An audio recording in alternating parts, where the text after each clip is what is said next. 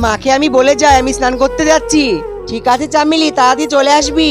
এই তো চলে এসেছি আমাদের ঝিলে, এখন আমি এখানে স্নান করব। আরে এটা কি দেখা যাচ্ছে? আরে এটা তো কাঁকড়া মনে হচ্ছে। এটাকে ধরে নিয়ে যাব আমি আমার বাড়ি, কিন্তু আমি তো হাত দিয়ে ধরতে পারবো না, আমাকে একটু চিপ আনতে হইবে। এই তো আমার তো চিপ রেডি, এবার আমি কাঁকড়াটা ধরে নিয়ে যাব বাড়িতে। কিন্তু কোথায় গেল? ওই তো ওখানে ঢুকে গেছে, ওখানে আমি চিপটা ফেলে দিই। এই তো ঠিক জায়গায় দিয়েছি।